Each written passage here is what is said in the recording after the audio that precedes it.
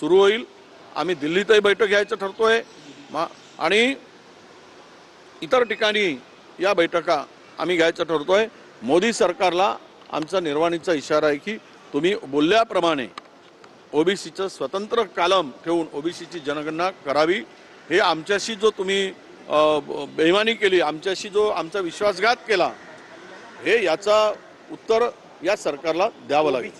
का नाही असं वाटतं तुम्हाला? का नसावं? का नसावं नाही, का असावं वाटतं हे विचारा तुम्ही। का नसावं आता मी काय बोलू? नाही, का नाही म्हणजे का नाही म्हणजे ओबीसीला ओबीसीची स्वतंत्र जनगणना यांना करायची नाही। याचं कारण काय आहे त्यांना माहीत, पण आमची भूमिका ही आहे। सरकारला भीती वाटत असेल की ओबीसीची संख्या पुढे आली तेवढं द्यावं लागेल।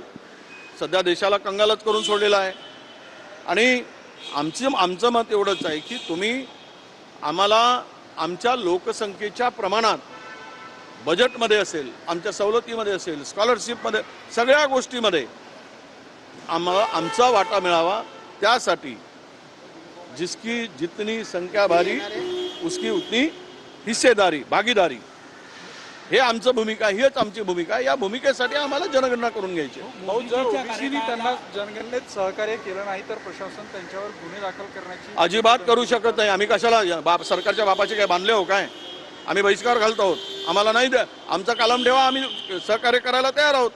ते म्हणतील की तुम्ही नाही केले तर गुन्हे दाखल करा, म्हणा कसे गुन्हे दाखल करतात तर बघतो आम्ही जलभरो आंदोलन करू सगळे ओबीसी मिळून। त्याची तयारी आम्ही केलेली आहे। जर करायचं असेल तर आम्हाला घेऊन पाठवा जेलामध्ये, बंद करून ठेवा।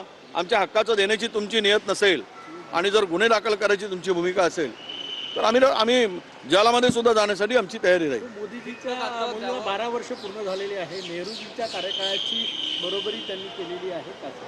नाही, ते बरोबरी काळाची करतील, पण नेहरूंची बरोबरी थोडी होणार। नेहरूंच्या काळात ज्या परिस्थितीतून देश स्वातंत्र्य झाल्यानंतर आलेला आणि आज तर देशाची परिस्थिती पाहिली, सगळं असतानाही देश कशा संकटात आहे, कशा पद्धतीनं या देशातील जनता हैराण आहे, हे म्हणून मला वाटतं की 12 वर्ष पूर्ण झाले पण देशाचे 12 वाजलेत हे लोकांच्या लक्षात आलेलं आहे। वित्त खातं द्यावं अशी मागणी होऊ लागलेली आहे राष्ट्रवादीकडून। मुख्यमंत्र्यांकडे जे वित्त खातं आहे त्यासाठी तटकरेंनी संकेत सुद्धा दिले नाही, तो त्यांचा प्रश्न आहे। कोणतं खातं द्यावं, कोणतं खातं घ्यावं, कोणी किती खावं, कोणी किती ठेवावं, हा त्यांचा प्रश्न आहे।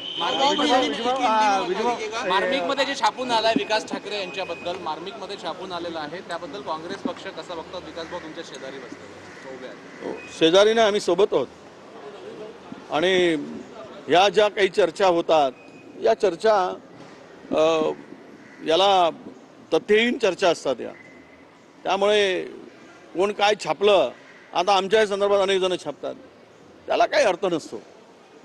आणि विकास भाऊंनी हा जिल्हा प्रश्न ताकदीनिशी शहर सांभाळलेला आहे। जी काही काँग्रेसची ताकद या ठिकाणी आहे ती विकास भाऊंनी केलेल्या मेहनतीमुळे, संघर्षामुळे हा जिल्हा आहे हे